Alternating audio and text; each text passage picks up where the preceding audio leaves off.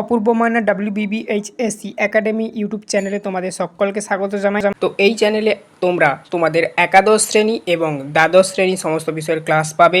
অবশ্যই আমাদের এই চ্যানেলটিকে সাবস্ক্রাইব করে রাখো, বেল আইকন ক্লিক অপশানে সেভ রাখবে। এই চ্যানেলটি নতুন ক্রিয়েট করা তোমাদের একাদশ শ্রেণী ও দ্বাদশ শ্রেণীর ছাত্রছাত্রীদের জন্য ক্লাস 11-12 আর কি। তো এখানে সমস্ত প্রকার ক্লাস পাবে এবং স্কুলের সমস্ত আপডেট পাবে। তো দেখো এখানে বলা রয়েছে এইচএস সেমিস্টার এক্সাম, অর্থাৎ তোমাদের ক্লাস 12-এর থার্ড সেমিস্টারের সামনেই পরীক্ষা এবং একাদশ শ্রেণীর ফার্স্ট সেমিস্টারের পরীক্ষা তারই সঙ্গে। তো তোমাদের পরীক্ষা কেমন হবে, তোমাদের পরীক্ষার প্রশ্নপত্র কেমন হবে সেই বিষয়ের উপর প্রশ্ন থেকে একটি আপডেট দেওয়া হয়েছে। সেই প্রসঙ্গে আজকের আমরা এই ভিডিওতে আলোচনা করব। ঠিক আছে, কি কি আপডেট দেওয়া হয়েছে দেখতে থাকো, ভিডিওটিতে বুঝতেই পারবে। আলোচনা করা হলো, দেখো এখানে বলা রয়েছে WBCHSC এর তরফ থেকে উচ্চ মাধ্যমিক পাঠ্যক্রমের নতুন সেমিস্টার ভিত্তিক পরীক্ষা হবে এই বছর থেকে। ছাত্রছাত্রীদের জন্য প্রথম এবং তৃতীয় সেমিস্টার নেওয়া হবে সেই সেমিস্টার ওয়াইজ পদ্ধতি অবলম্বন করে। MCQ অর্থাৎ মাল্টিপল চয়েস বেসে পরীক্ষা হবে তোমাদের, তার জন্য এখানে এটাই লেখা রয়েছে।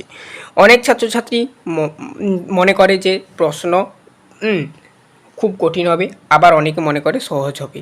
তো প্রশ্নপত্র তোমাদের সহজ হবে না কঠিন হবে এই বিষয়ের ওপর সংসদের তরফ থেকে একটি বিবৃতি জারি করা হয়েছে।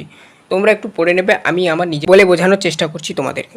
দেখো WBCHSC যে প্রশ্ন গঠন করেছে তাতে ব্যবহারিক ভিত্তি বিষয় অর্থাৎ প্র্যাকটিক্যাল বেসড যেগুলি রয়েছে 35 নম্বর এবং প্রকল্প ভিত্তিক বিষয় অর্থাৎ প্রজেক্ট বেসড যেগুলি রয়েছে সেগুলো 40 নম্বরে পরীক্ষা হবে। ইতিমধ্যেই প্রশ্ন সেট, নাম্বার ইত্যাদি ক্ষেত্রে সংসদ ছাত্রছাত্রীদের যথেষ্ট কড়াকড়ি নিয়ম আনলেও প্রশ্নপত্র সেটআপের ক্ষেত্রে রয়েছে সুখবর। সকল ধরনের ছাত্রছাত্রীর কথা মাথায় রেখে সহজ কঠিন সমস্ত ধরনেরই প্রশ্ন থাকবে, মানে মিক্সড। অর্থাৎ 50% প্রশ্ন সরাসরি সরল হবে এবং সকল ছাত্রছাত্রীরা যাতে করতে পারে তাই পাস করার বা পাস মার্ক ওঠার ক্ষেত্রে কোনো রকমের অসুবিধা থাকবে না। প্রশ্নটা কীরকম সাজানো হবে দেখে নাও, অর্থাৎ কীরকম ছাত্রছাত্রীদের কীরকম প্রশ্ন থাকবে দেখে নাও। প্রশ্নের ধরন, শতাংশ, ব্যাখ্যা দেখতেই পাচ্ছ। সহজ, বেসিক বা সিম্পল 15% অর্থাৎ 50%। পাঠ্য বই ভিত্তিক সরল প্রশ্ন, সহজেই উত্তর দেওয়া সম্ভব।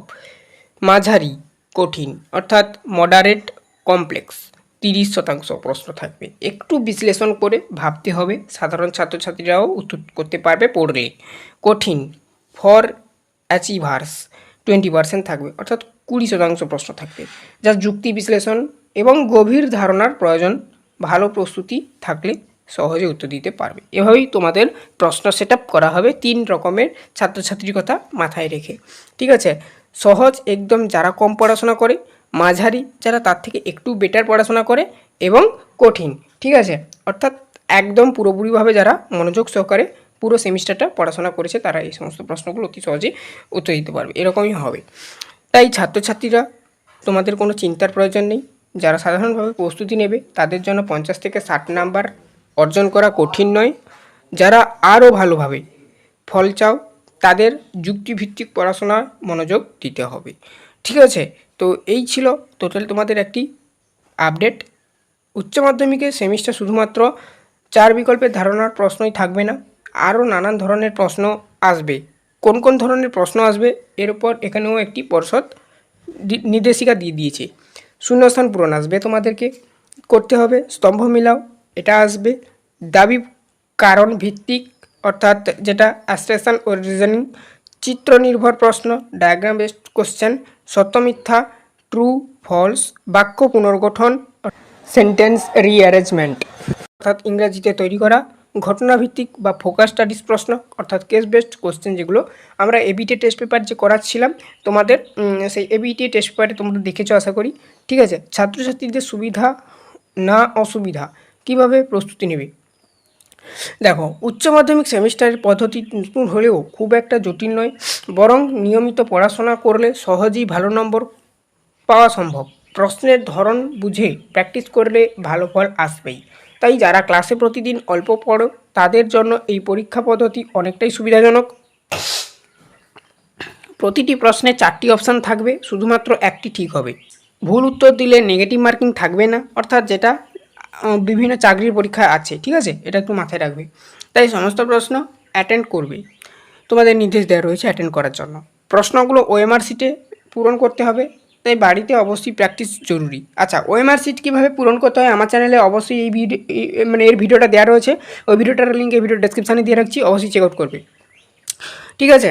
তো অবশ্যই দেখে নেবে। চাইলে এটা তোমরা ওএমআরসিটা বাড়িতে প্র্যাকটিস করতে পারো ওই ভিডিওটা দেখে দেখে।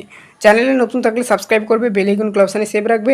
এইরকমই একাদশ শ্রেণী দ্বাদশ শ্রেণীর সমস্ত বিষয়ের আপডেট পাওয়ার জন্য স্কুলের খুব শীঘ্রই তোমাদের ক্লাস আরম্ভ হবে, অর্থাৎ যারা সেকেন্ড সেমিস্টারে উঠবে এবং যারা ফোর্থ সেমিস্টারে উঠবে, ঠিক আছে, এই চ্যানেলে ক্লাস আরম্ভ হবে। আমাদের মেন চ্যানেল অপূর্ব মানা হোম টিউটর, এতদিন ওখানে হচ্ছে ক্লাস পেয়েছো, এখন থেকে আমরা চ্যানেলটা আলাদা করে দেব।